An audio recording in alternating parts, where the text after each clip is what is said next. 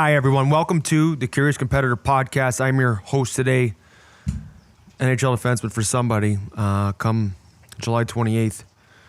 My guest today is Cody Royle. Cody is an author and a football coach. He spent the last 6 years as the head coach of the AFL Team Canada, the men's national program for Australian rules football. Cody is a standout voice in how leadership propels teams to sustain success.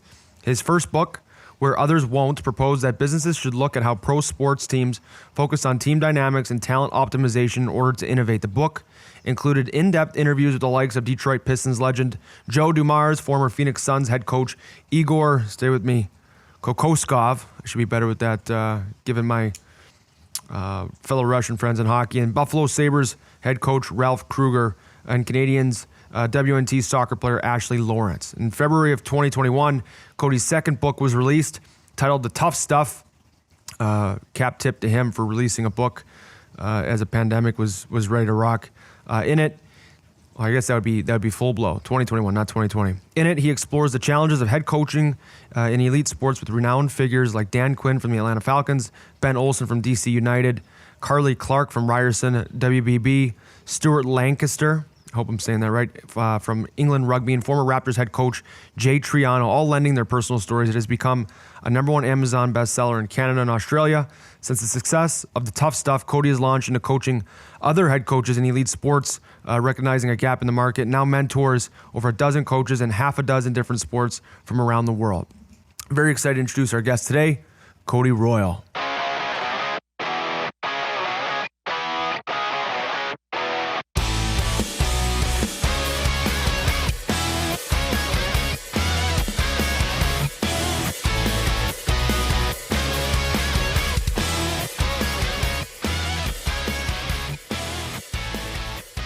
All right, hi everyone. As promised, we're live. Our guest today, Cody Royle, is on the other side of this screen.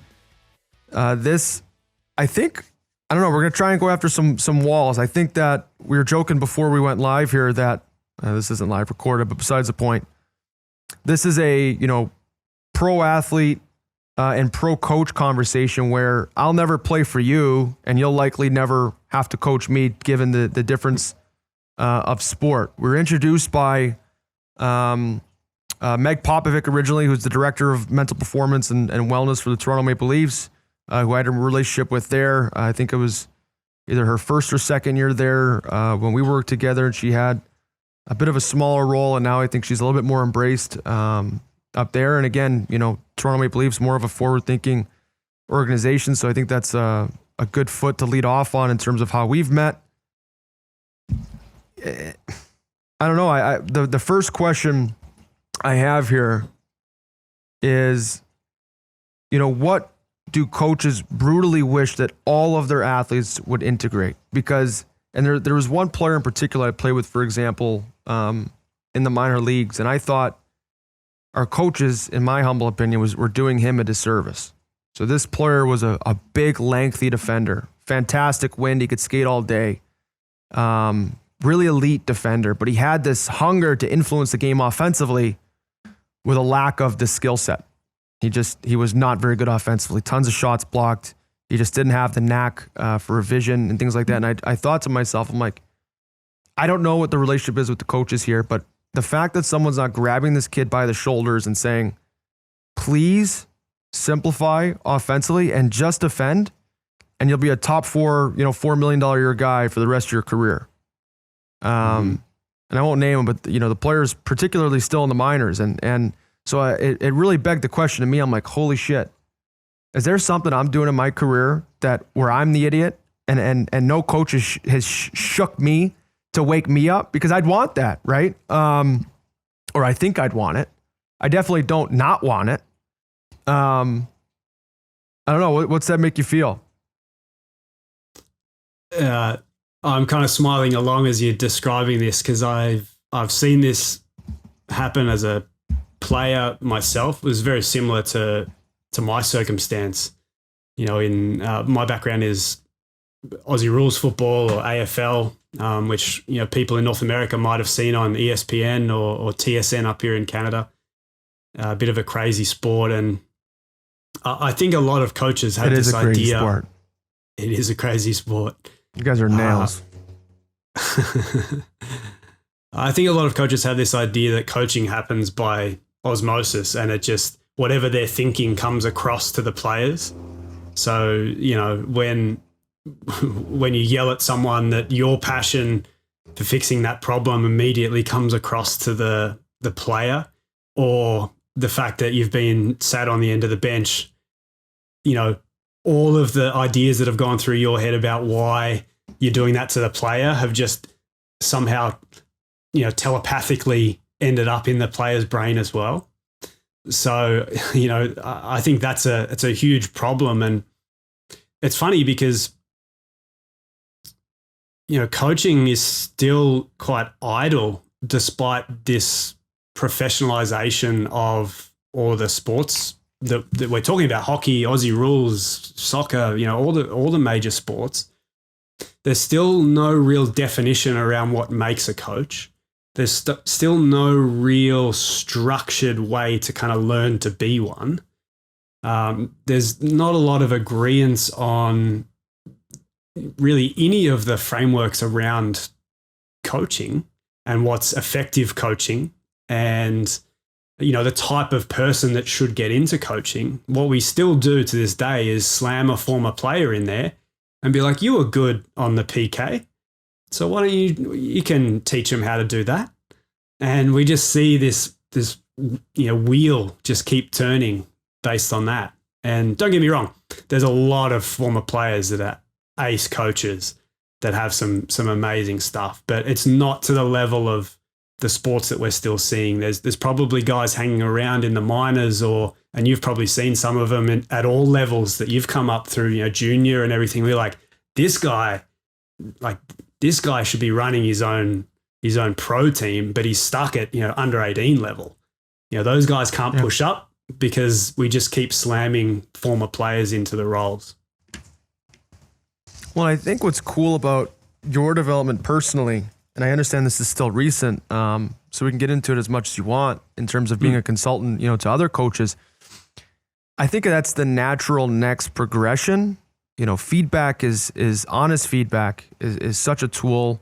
Creative feedback is such a tool, for example, for players. And, one of the things I think back over the development of the sport from a bird's eye view, there was a time there, you watch old school hockey, and the first thing that comes to mind is like, what are these goaltenders doing? Like, what are these? They look like basement shinny goalies. And that's no disrespect. They were doing the best they could compared to the goalie of today.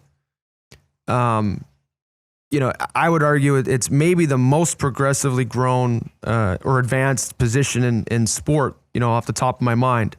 And that a lot came from goaltenders having their own consultants, right? And then I remember, I forget what year it was, I should have wrote it down, Jamie Benn won the scoring title in the National Hockey League with less than a point per game, which is bananas because now we've got, Connor McDavid's tipping the scales at 100 plus in 56 games, right?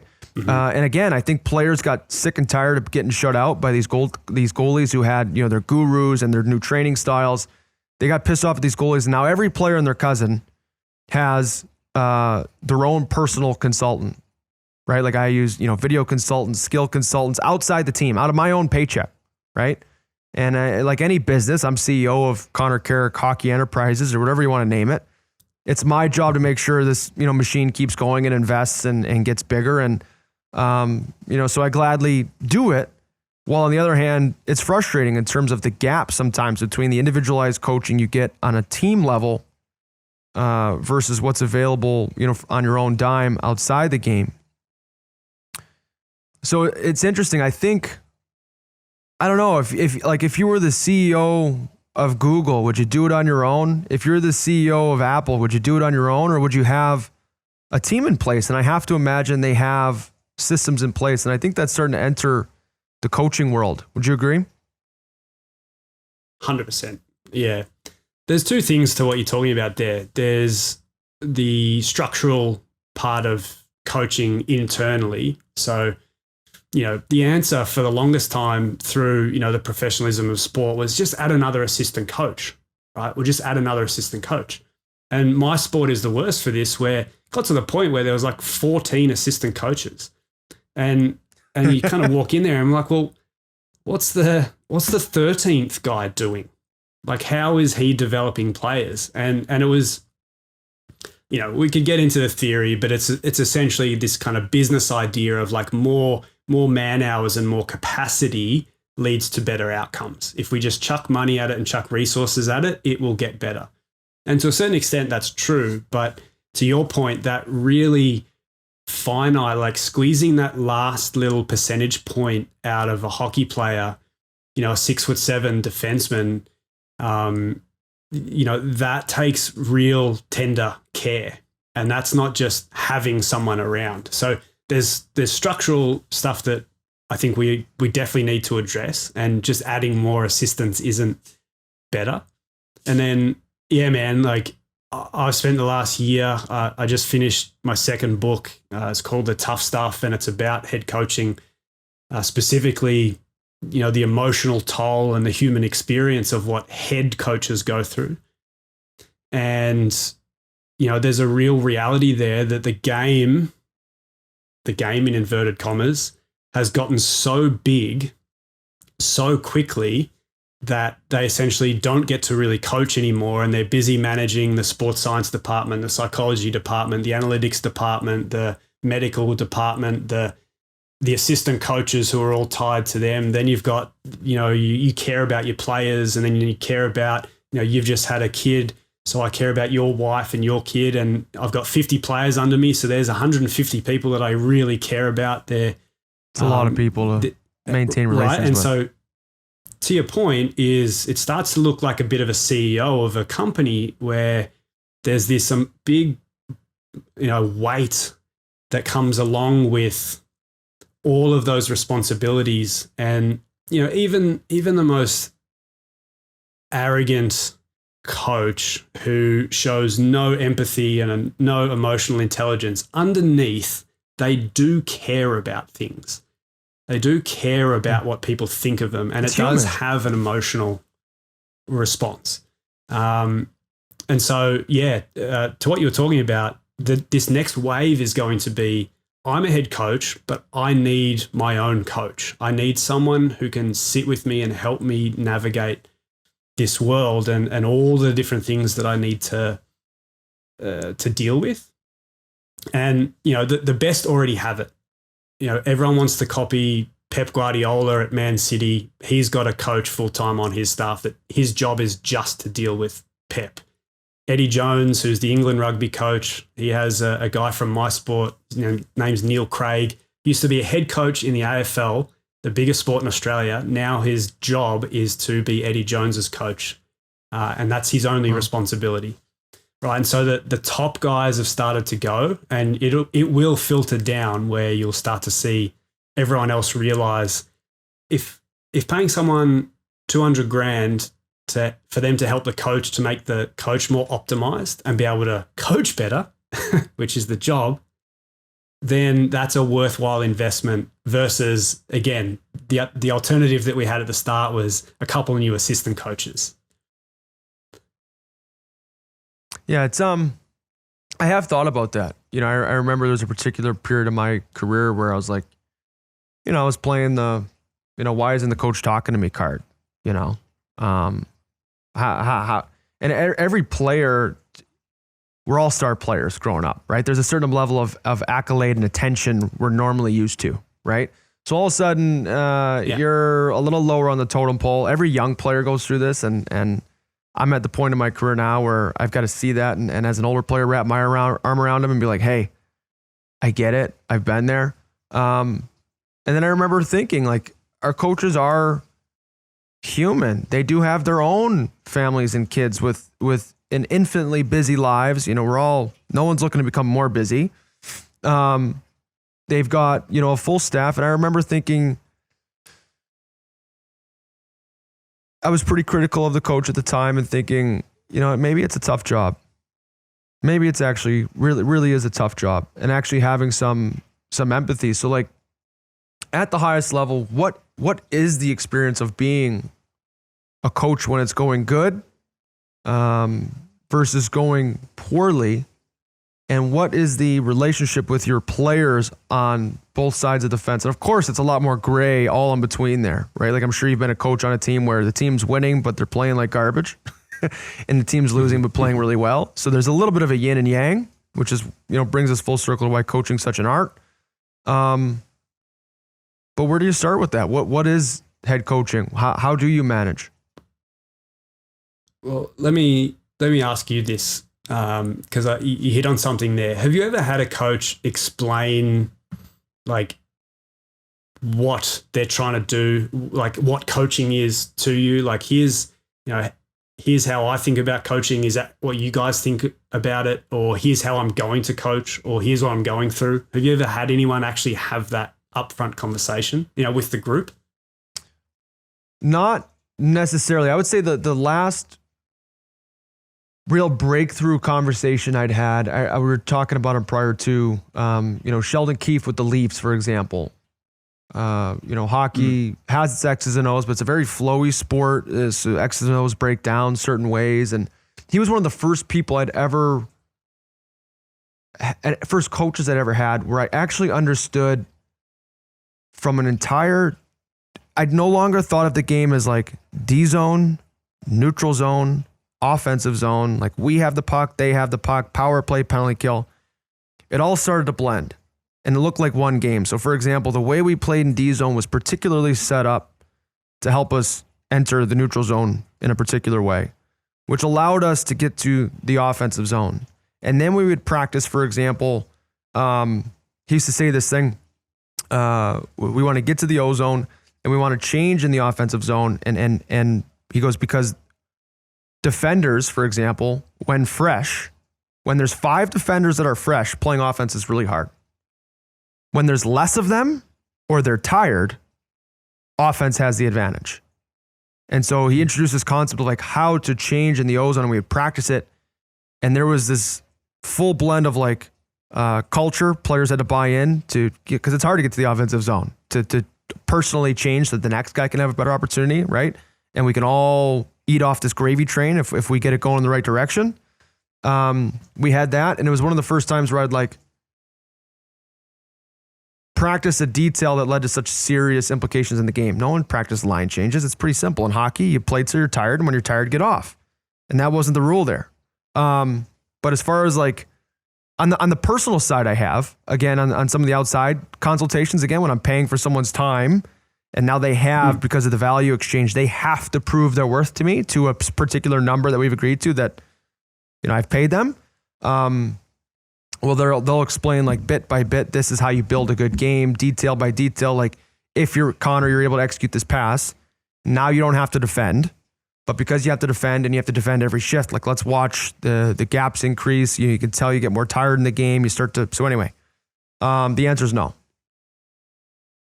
Yeah, that is pretty widespread, I'd say. And that's kind of what I'm getting at is, even when you start dating someone new, you might not necessarily have a prenup, but you would have a conversation about how this is going to work, right? And if you're dealing with a one-on-one coach, and I think that's really an interesting starting point for team coaches is great. So you've signed this contract, you've passed all the interviews with the GM and the owners and everything, but you still got to prove and you still got to discuss what coaching is and how you think about it to the people that you're about to impart that on. And so, that's a really interesting starting point for a modern coach, because to your point, guys like Sheldon, you can tell by the way his teams play that he understands the game and is positioning it to them in a way that it's more principle based. It's not like do this 1, 2, and 3 thing. We've got principles that allow us to unlock more principles in different areas and blah, blah, blah, blah, blah. So there's like great coaching hidden in all these little pockets. And we need to try to get that to the point where it's just great coaching. And, everyone kind of understands, because that's ultimately what every coach is trying to get to and is frustrated by. I need everyone to understand this because, if my 23rd guy doesn't quite get it, that costs me a Stanley Cup. And so, that's the kind of frustration. But to answer your actual first question, what is it really like? Is that, I think the reason that I wrote a book about the emotional toll taken on these people is because what's positioned to us on television and what people generally know about coaching is all true. You've got to do the media, you've got to do the sponsor event, you've got to do all that sort of stuff. But what we don't talk about is the impact on them and their ability to solve problems and their ability to, just navigate life and their job insecurity. So some of the best stories I've heard since writing this book have been how much someone's coaching improved when they signed a new contract, because just like a player, they have a mortgage, right? So no one wants to talk about that. They've got responsibilities. They've got all these different things going on in their lives. They've got trauma that they've brought to the stadium. They've got relationship dynamics with power, just like players and coaches have to navigate. So there's all these kind of facets around, emotion and psychology and decision-making and performance that we know about from the players, and we would spend millions and millions of dollars trying to remove for the players. And we spend zero for the coaches, and we just say, but we're paying you enough money, so you go and deal with that. And that's what I'm saying needs to change, is we have all the performance insights. We spend millions of it. Our job is human performance. But then we're saying the person that makes the ultimate decision, we're giving you no help to make those better decisions. And I'm not saying everyone needs a coach. I'm not saying everyone needs a psychologist. I'm not saying every coach needs a clinical psychologist so they go and talk about their childhood trauma. What I'm saying is we need to at least start having the conversations about how can we get the coach to make better game time decisions and deliver their game plan in a more succinct way, and have those one-on-one conversations with the players. That's what we need to get to.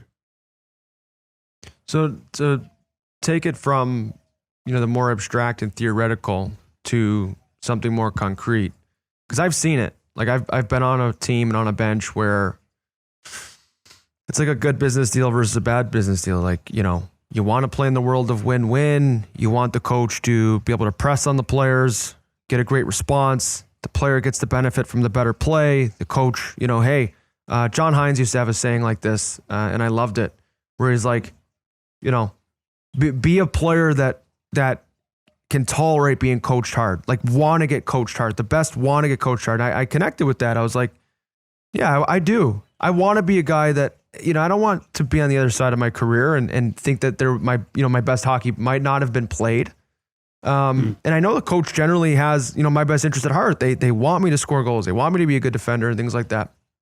But on the other hand, I've seen it in sport where you can feel it. The team's starting to lose. There were expectations. There's whispers in the media. Every meeting just seems like a progressive melt, right? And players are, at this point, numb. It's like, you got the megaphone out yesterday. You got the megaphone out today. You're going to have it out tomorrow. After 50 lashes, the 51st doesn't hurt so bad anymore. And at this point, you can smell it.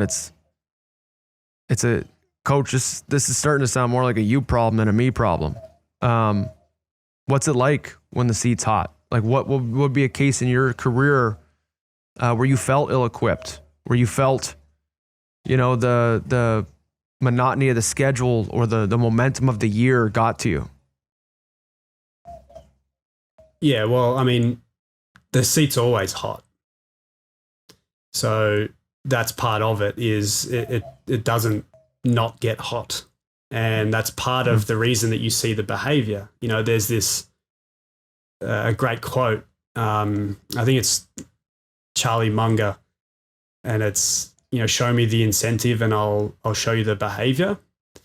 And what it means is, even though we've pitched ourselves as this great organization that, we've got long-term goals and we're going to build a long-term sustainable culture, but then you act like, if we lose 2 games in a row, we're going to fire the coach, then that's the incentive. And that incentive is driving the behavior from the coach. Like, this is just general human behavior. We find people for speeding. We find people for speeding on the road because then they won't speed on the road. Like, this isn't anything that we don't know already. And so, again, I think that then translates to how coaches interact with their players, and they just, again, human behavior becomes, well, I'm going to protect myself, right? So everyone's coming for me. I'm getting heat in the media.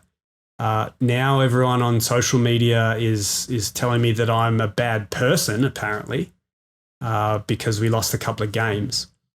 And it eats away at you. It makes you snappy. It makes you not think through problems correctly.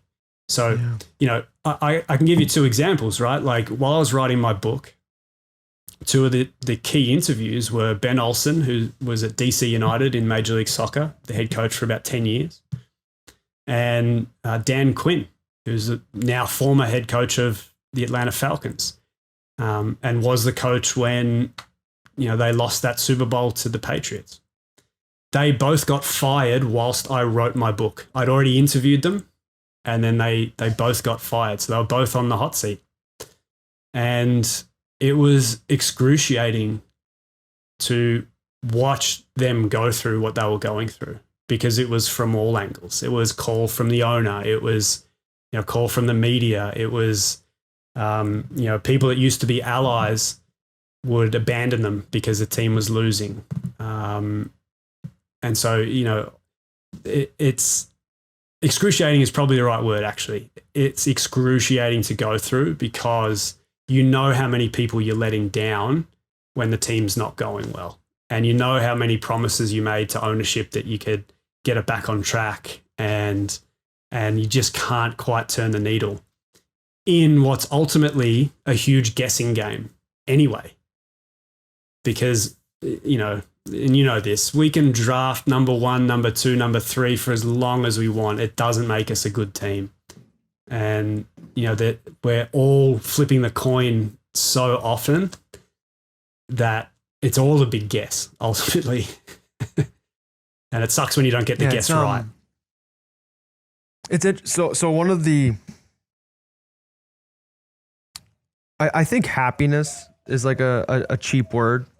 I think it's fleeting. Joy's got more texture to it. But underneath all of that, I think is usually fulfillment or safety. Those are 2 big drivers, for example, in my own life. So like one of the things I kept looking around at in my locker room, as a young D-man, was like, okay, I could do the marginal gains thing.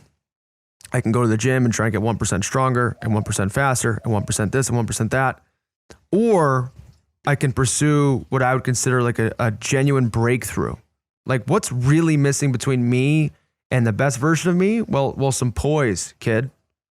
Some experience, some pass the puck to their team, watch them bury it in your own net and go, and it sounds unfathomable as a young rookie who really wants to perform well. And, particularly like, I played in Toronto's market, for example. It was hot. But not for Ron Hainsey, who I'd played with and had 20 years experience in the league. And so eventually I just got to a point where it was like, you know what? I don't think anyone's going to make me feel safe. And the way this is going to go is maybe in 50 games, maybe in 100 games, maybe in 200 games, I'll feel safer out there, more calm, more poised, be able to see better. But the player that's going to be able to do that is still just me. So why don't I become that today? Like, why don't I do that tonight? And of course I'd fail sometimes and, get flighty or make a mistake. And that's, mental toughness, right? Like, how close are you performing consistently to your ceiling, regardless of circumstance, regardless of what coach says, what the crowd says, that kind of thing. So it's like, how do we make, you're not going to get security from the owner.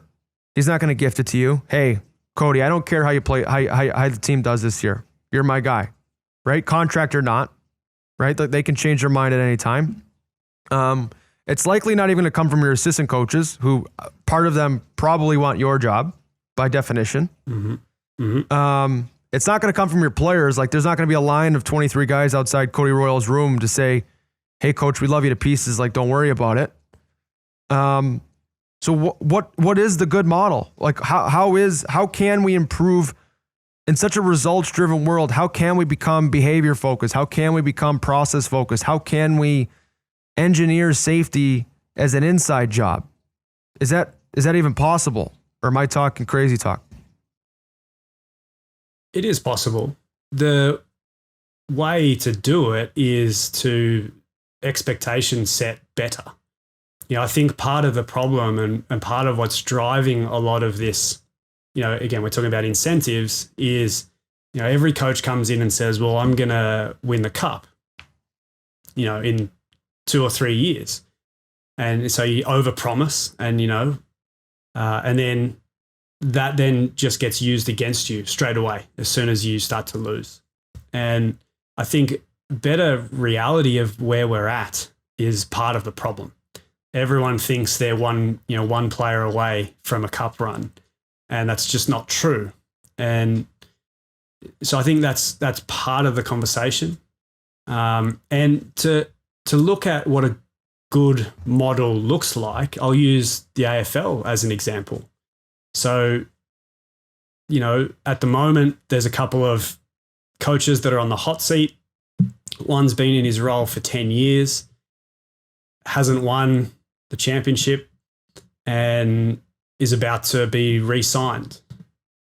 And so 10 years is a long time. You've had essentially 2 cycles, right? To have your own players in, re-enter the window, go again.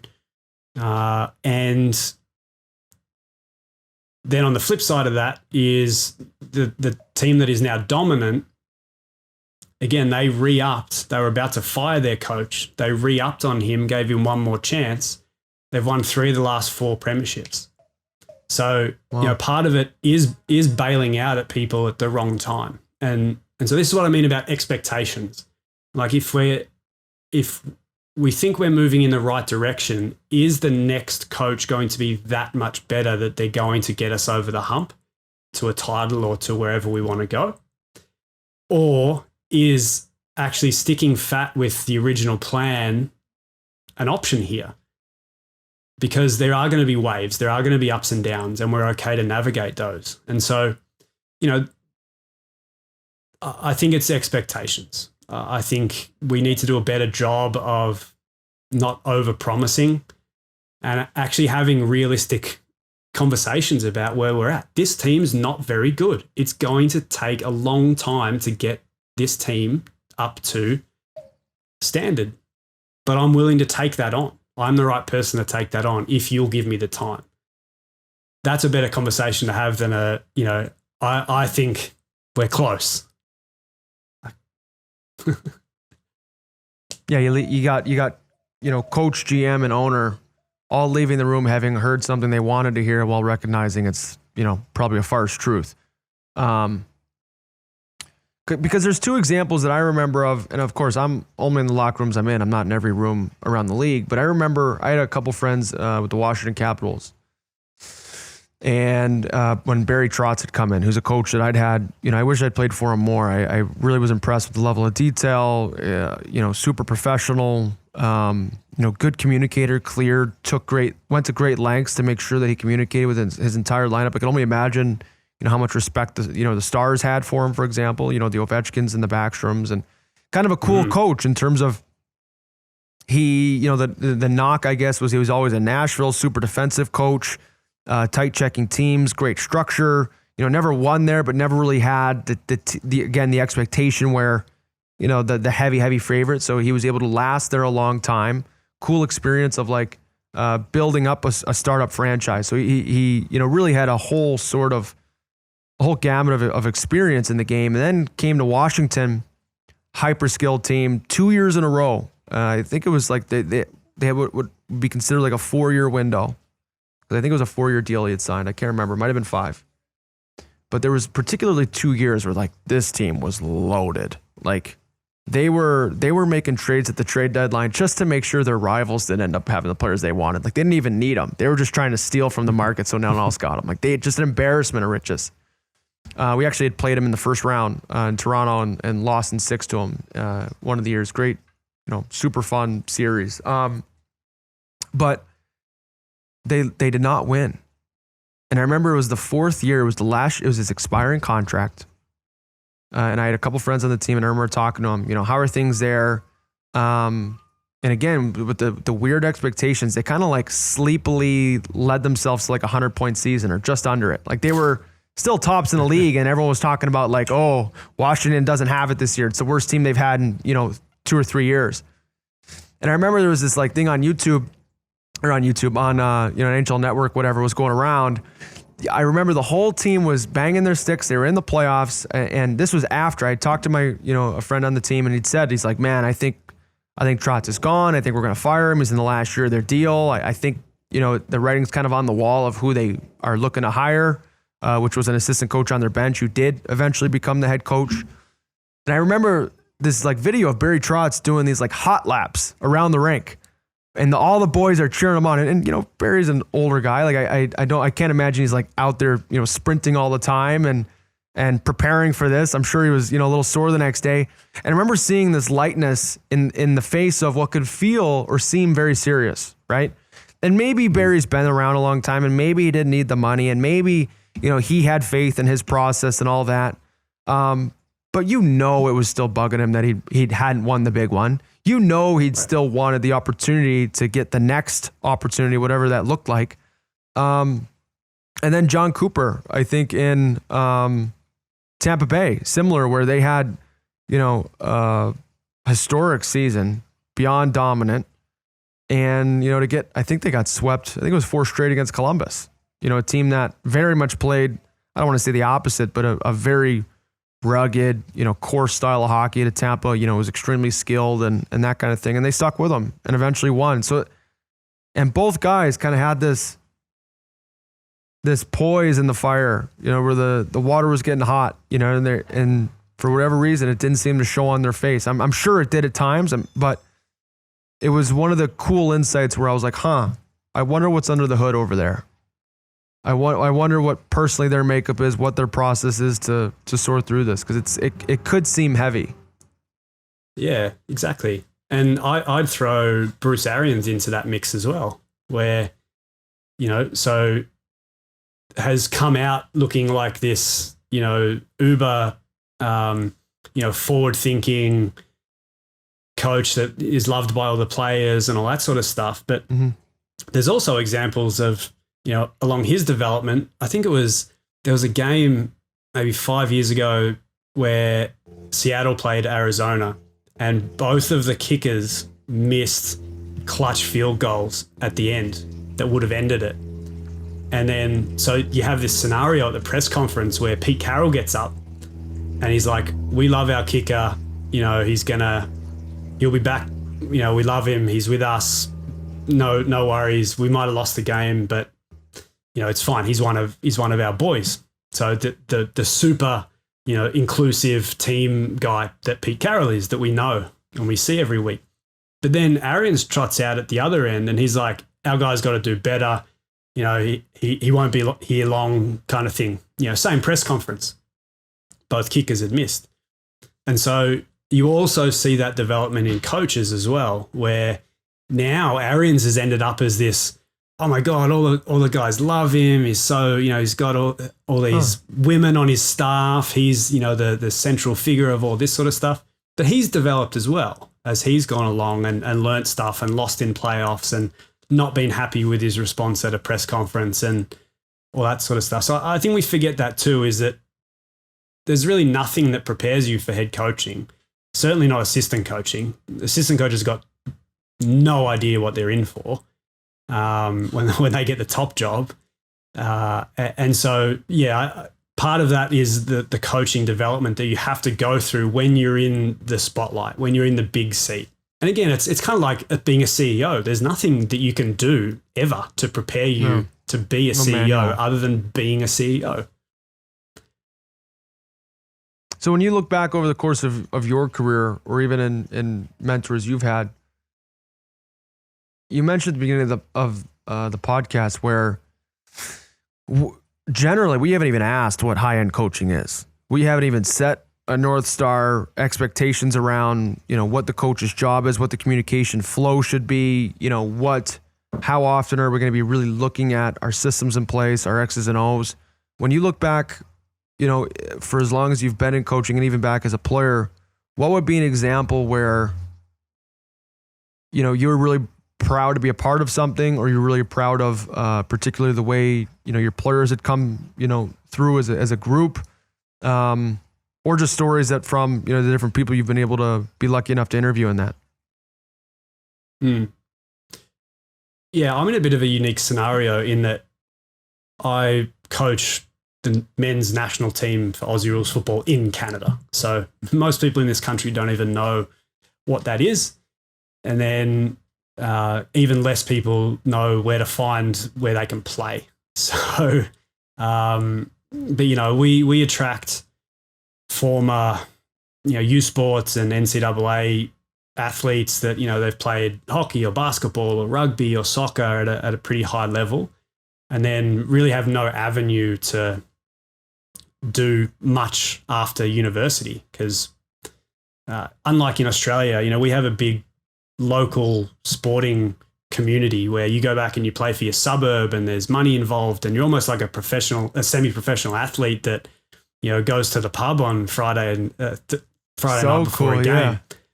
And so, I wanted to work with the high-end guys because I think as a coach, I can make them better once they have a baseline of skill. And so the best people for me to get were those former athletes. But where I've been most happy with what we've done has been around the culture stuff. I think it's fascinating to bring together literally athletes from, Halifax to Victoria Island in Vancouver and everywhere in between, Edmonton, Calgary, Toronto. And you give them an opportunity to represent their country at a sport that they probably didn't know about 10 years ago. And, so they get to wear a maple leaf on their chest, which if you're a Canadian is the greatest thing that can happen to you. And I was really interested in playing on that a lot as their head coach, the pride that comes with a nation, and particularly Canada. We have a similar level of pride in Australia. People get the Southern Cross or a kangaroo tattooed on their body. And so it means something to these people to get to represent their country. But then the best thing that we ever did was in 2017, we had the International Cup. So about 25, 30 countries all send their teams down to Australia. There's like a 3-week tournament. It's like a mini World Cup or Olympics. Mm-hmm. And so, we had a lock-in session, and it was a vulnerability session. And so the reason that we did it, it wasn't on the agenda. They didn't know they were doing it. They thought they were going into their jersey presentation, and everyone was going to clap, and we are going to have a couple of beers, and it was all going to be, an easy evening. But really, what I sensed as the coach was that they knew each other, but they didn't have that kind of brotherhood. And I'm sure, Connor, like you've been on teams where you it's not calling yourselves brothers, but there is this bond that happens between the group of players. And it might be fleeting even, but it is so strengthening from a dynamics and a team cohesion perspective. But it's kind of hard to explain exactly what it is. Mm-hmm. And I was trying to get us to that point. And so, we gave everyone their jersey. And I said, I want you to tell everyone in this room, we locked the doors, no one from the hotel in or out. I want you to tell everyone in this room something that only a handful of people know about you. Maybe no one knows it about you. and, set the expectations. If anything leaves this room, you're off the team straight away. This is for us, and these stories don't go anywhere. And I went first as the head coach because that's how you lead as a coach. I'll share my vulnerable story first. And then one by one, everyone got up and shared their story. And the best way I've found to describe what happened was that the next day on the bus to training, everyone was sitting next to someone new. They knew something different about their teammates that bonded them as human beings. And rather than sitting with the Vancouver guys in their corner and the Toronto guys in their corner, now the guys that also had anxiety or also had this struggle or also, came from a single mother environment, they were interested in talking to each other on the bus and sitting next to each other on the bus to training. And so, we were talking beforehand about how, I write a lot about it's the other stuff away from the X's and O's that I think is really important. And that's why, because I've seen what that work does to the X's and O's. And I've seen the way that teams get better strategically and tactically when they care about each other versus when they don't. And so that, for me, that was probably the best thing. No, not probably. Far and away the best thing we ever did. And the 30 guys that were in that room will probably mirror that story, that it's the best thing they've done in their sporting career. And we didn't win at the end of it. I think we won 2 or 3 of our 5 games. We didn't win a trophy. We didn't come home with some big thing, but there was this feeling that came out of that team and this brotherhood that came out of it that was worth way more than that. Yeah, it's interesting. Like so I've read, I forget which Phil Jackson book I've read, but in a copycat world, for example, that is, pro sport, high-end sport, it begs the question, like how is no one, you can't all of a sudden wake up and decide you're Phil Jackson, right? Like he kind of was created in a certain way that was uniquely him, but something similar. And when you think of sport, it's so fast, at least I'll speak for hockey, it's so fast.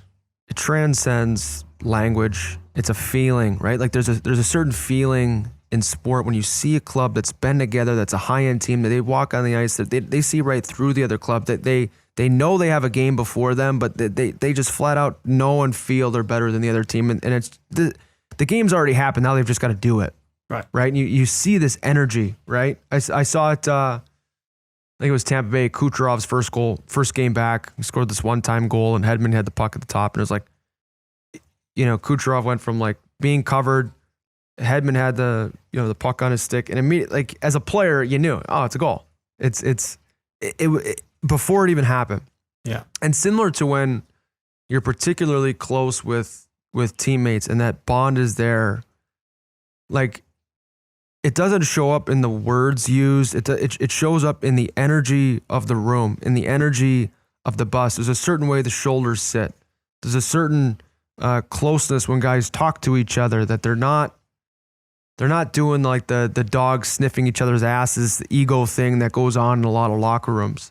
And I don't know, it's something that as a player, you're always evaluating everything all the time. You're evaluating your teammates. You're evaluating, I would do this differently if I was the coach. If I was the manager, I'd do this. But when I hear a story like the one you just mentioned, to me, it ties in like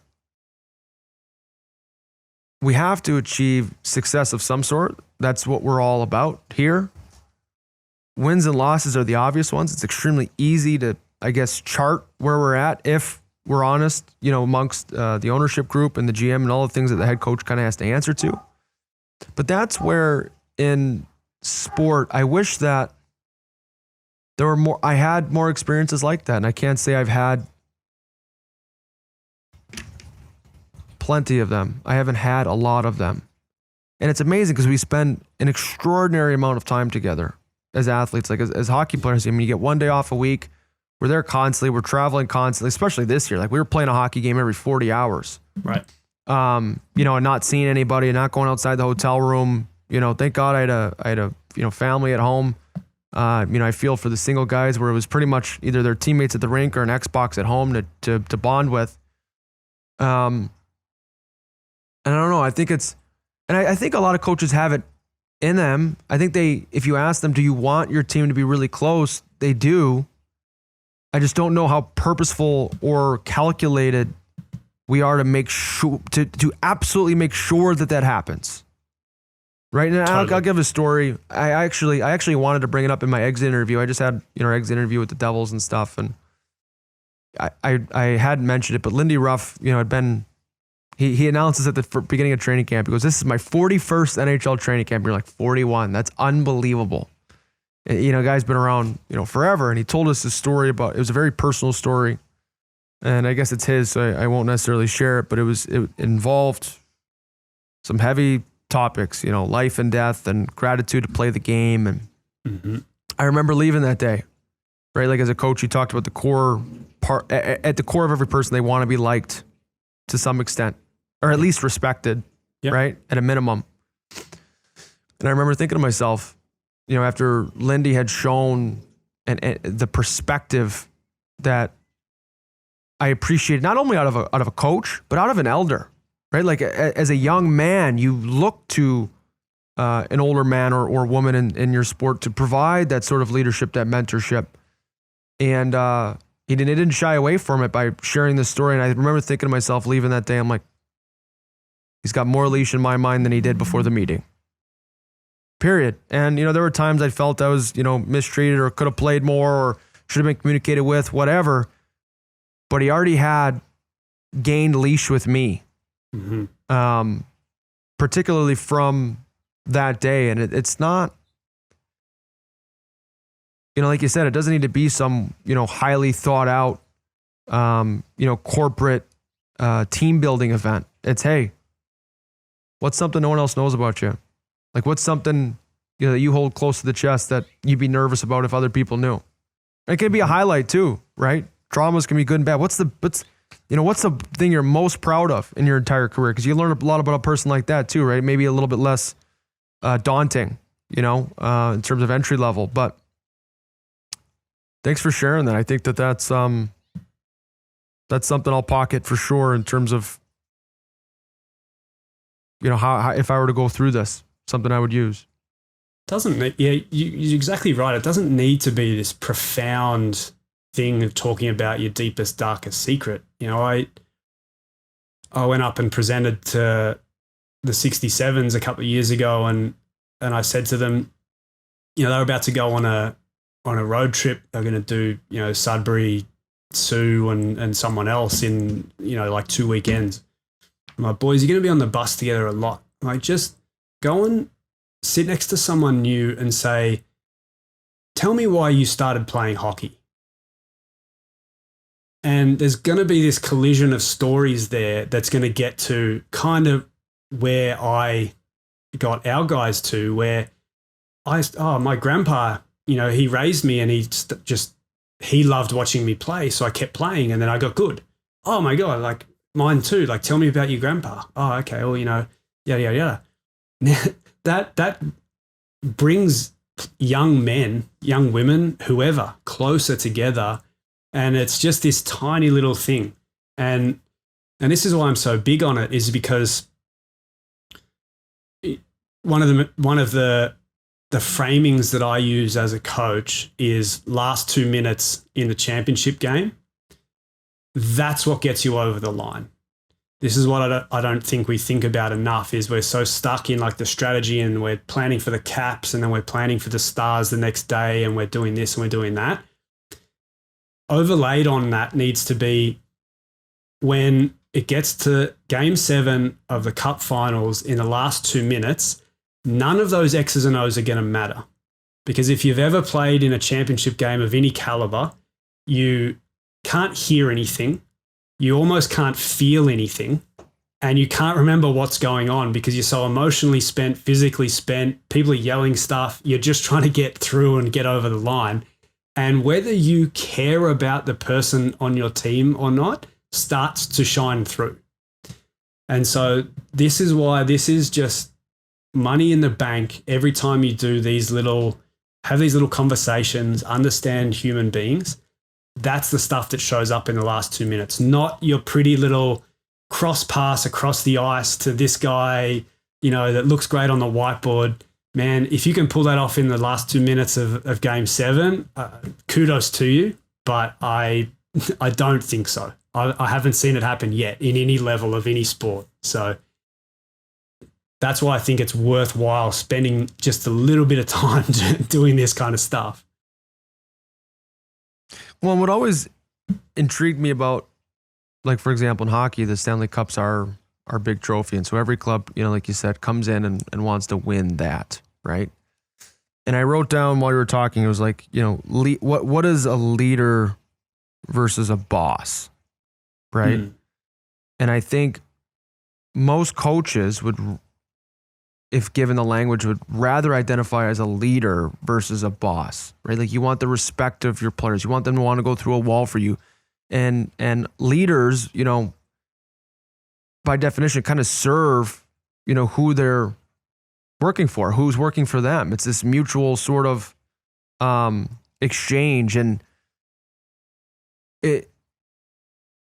when you think of all the games that are played each and every year, all the sweat, all the tears, the broken bones, the block shots, how is it so that at the end of the season, when it's all been played, the season's over, how does one group feel successful?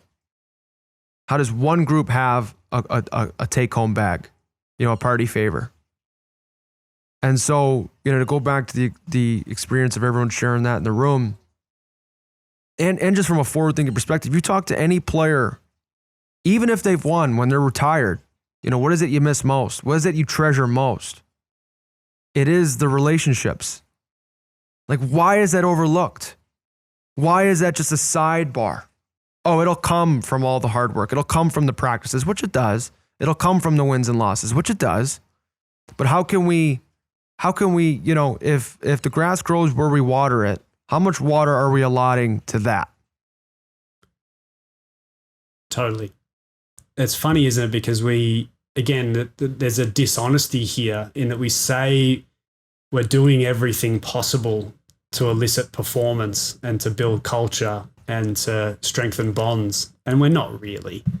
We're chasing the next win because that gets us another game. And then if we do well enough this season, it gets us a contract renewal. And so, that's one of the things I think I really want to call out and have called out with the book that I've written is there's a dishonesty there that we need to address.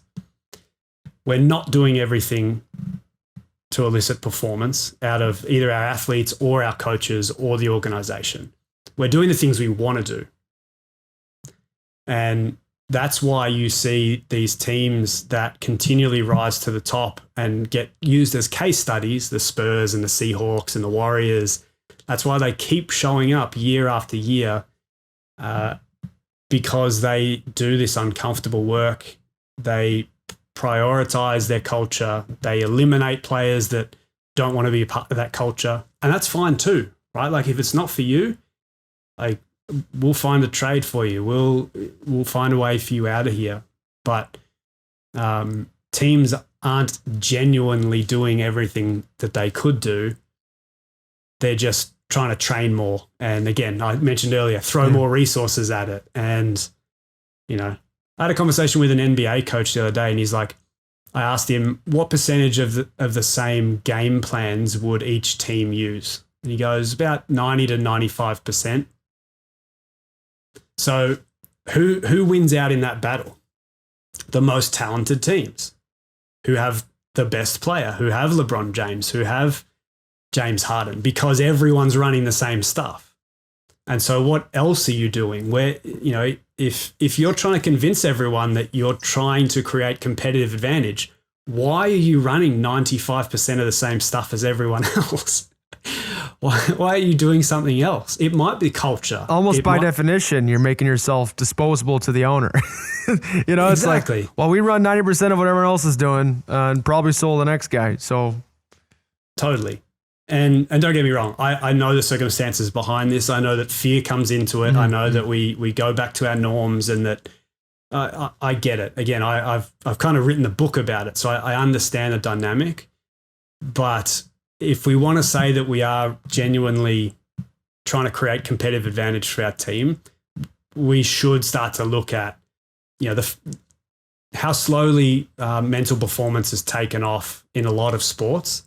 People think it's reached critical mass, hasn't even started yet. I'm talking about. I agree with you.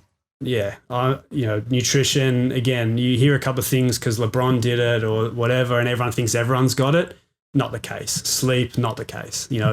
Optimizing coaches, not the case. Culture, still, I don't know, maybe here, maybe there, could be better, right? These are the things that really are going to drive performance to the next level. So, yeah, if you're not doing it already and you're listening, spend some time on it. Do it intentionally. I love that. Cody. I want to be respectful of your time this morning. Well, I guess it's afternoon up where you're at. This was outstanding, profound for me. I think great insight in terms of what my coaches around the league are going through, and something I wrote down, that reminded me a little bit of what, and hopefully this gives this to our listeners, whether they're athlete, coach, parent to an athlete or a coach, is give them permission. This is daunting stuff if you're not into it. If you haven't been this reflective, it can feel heavy at first. But hopefully, you're able to give permission as clearly a leader in your industry for others to start to creatively reflect, start to evaluate, what experience do I want? What experience can I foster for my players? What experience do I want as an athlete? How can I, bring more of myself and less of a projection, to the rink every day? I get it. A lot of times as players, we want to fit into roles, but to define is to limit. Oscar Wilde, and I don't know if it's true, but it feels true. So I think that if we can continue to grow, I guess, with what can't be seen just on video, we know what it looks like. It's just not always super easy to create. I think of the Bulls back in the day, what the Lightnings had. What changed in Washington from when they weren't able to win to when they were. I remember I had a friend that was playing for the Vegas Golden Knights, who kind of had all the used toys from around the league. Good players, don't get me wrong, but, considered fringe a lot of places, which is why they were exposed.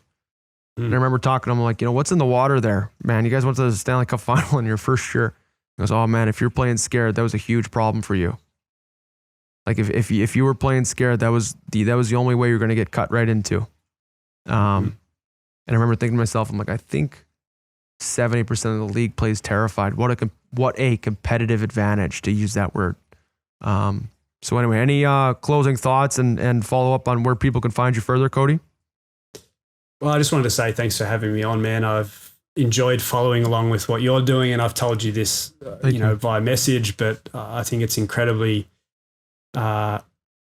brave and just fascinating to hear someone go through their performance journey out loud. And so I know you've kind of had to put yourself out there a little bit. So I just want to say thank you for doing that. And obviously thank you for having me on. And yeah, man, I mean, really this conversation and everything that I've shared is around generating more conversations. Let's talk more about this. Let's talk more about coach-player relationships. Let's talk more about how we can maybe remove some of the emotional toll or the toll on coaches so that they can coach our players better. Like that's the end result is better coaching. So let's talk more about how we can make that a reality. And so, yeah, I agree with you in terms of, defining it and trying to say like, this is the way is limiting. So let's not do that, but let's open up the conversation and start to have them and negotiate with each other about what that looks like. So, yeah, man, I'm really easy to find, codyroyle.com. With a name like Cody Royle, I've got all the social media handles. I don't have to compete with anyone, unlike, John Smith, who has to have _47293.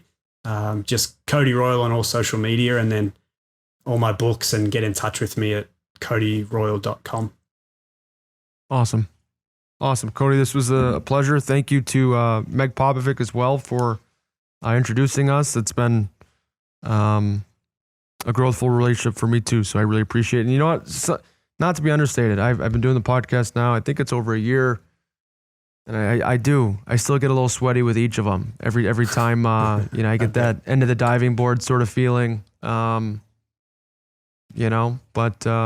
is that what that keep water? going. It's a lot of fun. Is that what that water is in the background, or is that the water feature that you've added in? No, that's out in. That's just the decor at Grandma's place here in Scottsdale. I figured there were two options this morning: either deal with the consistent fountain, or given this is a road game for me, the Comcast guy was showing up apparently at 10 o'clock on the dime, and I didn't want to deal with him. So we had some birds chirping. I liked it. Hey, you do the best with what you can. Hopefully it brought a zen feel to it. You know what I'm saying? I'm going to try it on my podcast next. I'll do it out on the balcony overlooking the CN Tower in Toronto and see how we go with background noise. And just wait and see how the taxis announce themselves and honking and all that. I shed the dog. The dog's at home. He's usually good for one or two fuck ups, frankly. Come running in the door and that kind of thing. So, I've progressed, not perfect. That was my goal today. So I was in a little bit of a podcast slump there for a bit with the end of the season, and I'm back on my feet now. So exciting and get back rolling. You know how it is. We've talked about this. We have. Yeah, man. I know what you mean. So, yeah. Thanks for having me on, brother. I really appreciate it. It's always great to chat to you, and I learn as much from you as anything that I've passed on. So thank you.